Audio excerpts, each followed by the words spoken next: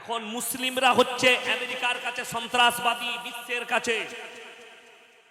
কিন্তু সবাই জানে জাপানের হিরোশিমা নাগাসাকিতে যে বোম ফেলেছিল কারা? আমেরিকা। লাখ লাখ মানুষ পানির মতো গলে গিয়েছিল। তাইলে এই সন্ত্রাসবাদটাকে কি অপরাধ ছিল জাপানের সেই নিরীহ মানুষগুলোর, যাদেরকে পরমাণু মেরে হত্যা করা হয়েছিল? কলকাতায় ফেলে দিলে তরল পদার্থ হয়ে যাবে। যা দেখছেন গাছপালা, বিল্ডিং, বালাখানা, মানুষ যা কিছু আছে সব তরল পদার্থ হয়ে যাবে মিনিটের মধ্যে। এখন লোক মনে করছে আমেরিকা হচ্ছে সুপার পাওয়ার। আল্লাহ শুনবেন আল্লাহ কেমন সুপার পাওয়ার। এই পরমাণু নিয়ে অস্ত্র তৈরি করে পাওয়ার দেখাচ্ছে। আমার আল্লাহর পাওয়ারটা শুনেলেন? আলাম তারা কাইফা ফাআলা রাব্বুকা বিআসহাবিল ফিল আলাম ইয়াজআল কাইদাহুম ফি তাদলিল ওয়া আরসালা আলাইহিম তায়রান আবাবিল। আব্রাহা বাদশা বললে আমি কাবা ঘরকে ধ্বংস করব। সৈন্য সামন্ত নিয়ে নয়, মানুষের সৈন্য নিয়ে নয়, হাতিয়ার নিয়ে নয়, হস্তি বাহিনীর দ্বারা হাতির বাহিনী নিয়ে কাবা ঘর গুঁড়িয়ে দেওয়া হবে। আল্লাহর কসম, আল্লাহ তাদের ওপরে কি আযাব পাঠালেন? শুধুমাত্র একটা ছোট্ট পাখি। তাকে আল্লাহ হুকুম দিল, তুমি আসমান থেকে খালি পাথর নিক্ষেপ করো, এটা তোমার কাজ, বাকি কাজ আমার আল্লাহ। রেওয়ায়েতে আছে, কোরআনে আছে, কাবা ঘর পৌঁছানোর আগে আমি আল্লাহ তাদেরকে ধূলিসাৎ করে দিয়েছি। জোরে বলুন সুবহানাল্লাহ। আল্লাহ একটা ছোট্ট পাখির দ্বারা যদি হাতির বাহিনী ধ্বংস করতে পারে, এই মালগুলো আমার আল্লাহর কাছে কি? যারা পাওয়ার দেখাচ্ছে, এদিকে আপনি কি ভাবছেন? এদিকে কি পাওয়ারফুল ভাবছেন? কিছুই নয়। সব থেকে বড় আল্লাহর পাওয়ারটা শুনেলেন, যে যেরকমই সুরক্ষায় থাকুক, যে যেরকমই পাওয়ার দেখা। আপনারা জানেন পৃথিবীতে একটা ইঞ্জেকশন বিক্রি হচ্ছে, একটা ইঞ্জেকশনের দাম 5 থেকে 10 কোটি টাকা। কত বললাম? কিসের জন্য ইঞ্জেকশনটা? ভারতের কয়েকজন আর্টিস্ট নিয়েছে। আমি তাদের নাম উল্লেখ করব না, কেন? রমজান মাস, ও নাপাক লোকদের নাম মুখে নেওয়া যাবে না। তারা লাগিয়েছে কোথায়? ঠোঁটে। বলছে কেন? বলছে যৌবনটা ধরে রাখা হবে। কি ধরে রাখা হবে? যৌবন। যৌবন মানে শারীরিক যৌবন নয়, গ্লেজ, শরীরের সৌন্দর্যতা, শরীরের চিকেন চাকান দেখে মনে হবে না বুড়ো হয়েছে, এটা ধরে রাখার জন্য। তাদের মধ্যে একজন আর্টিস্ট ওই ইঞ্জেকশন নিয়েছে, বললে অনেক দিন বাঁচবে ইঞ্জেকশন নিলে। তার বয়স 40ও হয়নি, মারা গেছে। কেন জানেন? আল্লাহর কসম, রূহটা কার কবজায়? আল্লাহর কবজায়। এইখানে যারা বসে আছেন, গোটা পৃথিবীতে যত আল্লাহর মখলুক জানদার জীবিত আছে, কেউ আমরা নিজের ইচ্ছাই নয়, আল্লাহর ইচ্ছায় আর আল্লাহর দয়ায় আল্লাহ আমাদেরকে বাঁচিয়ে রেখেছে। এটা সবাই বিশ্বাস রাখবেন তো ইনশাআল্লাহ? হ্যাঁ, এটাই ঈমান, যে আমরা নিজের ইচ্ছাই বেঁচে নেই। আপনি খাওয়া দাওয়াই বেঁচে নেই, আপনি বেঁচে আছেন আমার আল্লাহর ইচ্ছায়, আল্লাহর দয়ায় আল্লাহ আপনাকে বাঁচিয়ে রেখেছে। তা না হলে আপনার আমার নিজের ইচ্ছায় একটা পালক আপনি বেঁচে থাকার ক্ষমতা রাখেন না। একটা পালক বেঁচে থাকার ক্ষমতা মানুষের নেই। পৃথিবীর কত বড় লোকের লাশ রাখা আছে জাপানে, জার্মানে, চাইনায়, ফ্রিজ করে রাখা আছে। কেন জানেন? বলছে ভবিষ্যতে এমন একটা টেকনোলজি আসবে, এই মানুষগুলোকে আবার জীবিত করা হবে। ফ্রিজ করে রাখা হয়েছে, যে আমার দাদু মারা গেছে, ফ্রিজ করে রেখে দে। এমন একটা টেকনোলজি চলে আসবে, মানুষকে আবার বাঁচানো যাবে। সেই মানুষগুলো কথা বলবে, জানি না, কিন্তু কোরআন বলছে যে চলে গেছে ফিরে আসার কোনো সুযোগ নাই। আল্লাহ ইচ্ছা করে তুলবেন কিয়ামতের দিন, কিয়ামতের দিনে। ওই জন্যই শুনেলেন আল্লাহ আপনাকে আমাকে কেন পাঠিয়েছেন? কোরআনে আছে, আল্লাহ কি চান আপনার আমার কাছ থেকে? কোরআনে আছে। আল্লাহ কি চেয়েছেন?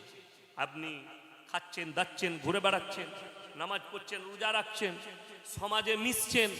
আল্লাহ আপনার আমার কাছ থেকে কি চেয়েছেন? একটা জিনিস চেয়েছেন। কোরআন আছে, একটা জিনিস আমার আল্লাহ চেয়েছেন, ইন্না জাআলনা মা আলাল আরদি যিনাতাল লাহা লিনাবলুয়াহুম আইয়ুকুম আহসানু আমালা। এই যে স্টেজটা দেখছেন ফুল দিয়ে সাজিয়েছে, কিসের জন্য? ভালো লাগার জন্য, তাই না? আমরা জলসা করেছি, স্টেজটা এত সুন্দর সাজিয়েছিলাম, টেবিল দিয়েছিলাম, একটা সাজ করা চেয়ার দিয়েছিলাম সুন্দর লাগার জন্য। হ্যাঁ, খুব সুন্দর লাগছে। কালকে আপনার গ্রামের মানুষ মোবাইলে ইউটিউবে যখন এই জলসাটা দেখবে, ইয়াসিন ভাই এসেছিল, তখন আপনার মনে মনে এটা আমাদের গ্রামের, কত সুন্দর লাগছে স্টেজটা, আপনি বলবেন গর্ব করে। আল্লাহ তাআলা এই গোটা পৃথিবীটা সাজালেন কার জন্য? আল্লাহর কসম, নিজের বান্দার জন্য। জোরে বলুন সুবহানাল্লাহ। বান্দার জন্য। পাহাড় পর্বত, নদ নদী, নালা, দরিয়া, সমুদ্র, যা কিছু দেখছেন সব আল্লাহ সাজিয়েছেন অনলি ফর নিজের বান্দার জন্য, নিজের বান্দাদের জন্য। আল্লাহ কি চেয়েছেন? একটা জিনিস, নেক আমল, সৎ কর্ম, ভালো কাজ। আপনার কাছ থেকে আল্লাহ চেয়েছেন নেক আমলটা চেয়েছেন। এই যে আমরা বলি মানুষ চলে যাচ্ছে, আবার ছেলে জন্ম নিচ্ছে, ঘর দাঁড়িয়ে আছে, জায়গা দাঁড়িয়ে আছে, গাছ দাঁড়িয়ে আছে। আমার বন্ধুগণ, না, যা কিছু দেখছেন কোরআনে পরের আয়াতে আল্লাহ সাবধান বাণী দিয়েছেন, ওয়া ইন্না লাজাইলুনা মা আলাইহা সাইদান জুরুজা। আবার এমন একটা দিন আমি তোমাদের চোখের সামনে উপস্থিত করব, যা কিছু দেখছো জুরুজা মানে লেভেল না, বিল্ডিং বালাখানা থাকবে, পাহাড় পর্বত, নদ নদী, নালা, কিছুই থাকবে না। এমন কি এই যে মাঠে একটা ঘাস দেখতে পাচ্ছেন, একটা ঘাস তো দূরের কথা, একটা কীট পতঙ্গ পর্যন্ত পৃথিবীর জমিনে আর কিছুই থাকবে না। সেই দিনটার নাম, এর ব্যাখ্যা বিশ্লেষণ তাফসীর বলছে, সেই দিনটার নামই হচ্ছে কিয়ামতের দিন, বিচারের দিবস। সব আল্লাহ লেবেল করে দিবেন, মুছে দিবেন সবকিছু, খালি বিচারের জন্য ময়দান তৈরি থাকবে, কিচ্ছু থাকবে না। আল্লাহ তারপর আপনাকে তুলবেন। আমার বন্ধুগণ, আমার ভাই, ওই জন্যে নেক আমল আমরা সকলে করব, বলুন ইনশাআল্লাহ। দেখুন একটা কথা বলি, এই যে সুদটা হারাম, এটা আমাদের মৌলবীদের ফতোয়া না আল্লাহর বিধান? আল্লাহর বিধান। আল্লাহ হারাম বললেন কোথায়? কোরআনে আছে, ওয়াহাল্লাল্লাহুল বাইয়া ওয়া হাররামার রিবা। সুদকে হারাম করেছি, ব্যবসাকে হালাল করেছি। আপনি ব্যবসা করুন, হালাল, সুদ হারাম। এখন তাহলে আপনাদের এই বনগা থানায় একটাও মুসলমান ভাই সুদ খায় না? কথা বলে না? খায়। চলুন, আমি কেন গাল খাই এটাও বুঝতে পেরে যাবেন একটু। লোকে কমেন্টে গাল দেয়, ওকে নিয়ে আসিস না, ওকে গাল দে, ও ভালো জিনিস, ওটা আমার জন্য দোয়া, আলহামদুলিল্লাহ, আমি দোয়া মনে করি, গাল দেন, কিন্তু হকটা আপনাকে মানতে হবে। এখানে এতগুলো মৌলবি বসে আছে, তো আল্লাহর কসম খেয়ে বলে যাচ্ছে, ক্যামেরা চলছে, এনারা যদি কেউ বলে দেয় যে আপনি ভুল বললেন, সুদটা হালাল, আমি আর জীবনে সমাজের বুকে আল্লাহর কসম কথা রাখবো না। আল্লাহর কসম খেয়ে বললাম, যদি হালাল বলে দিতে পারেন সুদটা হালাল। এরপর যদি বলেন এগুলো আপনার পছন্দ নয়, আপনার পছন্দ মতো একটা মৌলবিকে ডেকে দেন ফোন করে, তিনি এসে স্টেজে, ক্যামেরা চলছে, খালি হালাল বলে দিবে, সুদটা হালাল, আপনি ভুল বললেন, তাহলে আমাকে আর গাল দিতে লাগবে না। আপনার গাল দেওয়া পড়ে। সুদ হারাম জানার পরে যে মুসলিম সুদ খেলো, সে সর্বপ্রথম আল্লাহর সঙ্গে যুদ্ধ ঘোষণা করে দিল। আচ্ছা, যে লোকটা আল্লাহর সঙ্গে যুদ্ধ ঘোষণা করলো, এই লোক আর মুমিন থাকতে পারে? কথা বলেন, পারে না। যাই হোক, নাম্বার 2, নবীজি সাল্লাল্লাহু আলাইহি সাল্লামের হাদিস, কোন ব্যক্তি হারাম জানার পরে সুদ খেলো, সে যেন আপন জন্মদাতা মায়ের সঙ্গে জিনা করার পাপ করলো। বলুন নাউজুবিল্লাহ। এটা স্পষ্ট হাদিস, আপনি এরপর ভেবে দেখুন না, যে সুদ খাচ্ছে সে কত মহান কাজ করছে। গালি আমাকে দিতে পারে, আপনি বলুন তো, ইয়াসিন সাহেবকে গালি দিয়ে সুদ হালাল হবে? হালাল করতে পারবেন আল্লাহর কসম।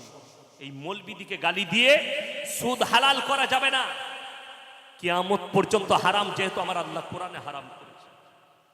বেঈমান কাফেররা যে জাল বিছিয়েছে সেই জালে আমরা ফেসে গেছি, বেরোবার কোনো রাস্তা নাই।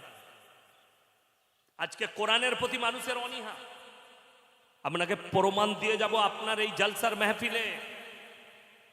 আপনার গায়ে লাগবে, আমি কেউকে হাত তোলাবো না, কিন্তু আমি 100% আপনার এলাকায় খুঁজলেন 100টা মুসলমানের মধ্যে 70টা মুসলমান কোরআন পড়তেই জানে। কথাটা বুঝতে পেরেছেন না পারেননি? 100টার মধ্যে 70টা মুসলমান কোরআনই পড়তে জানে না।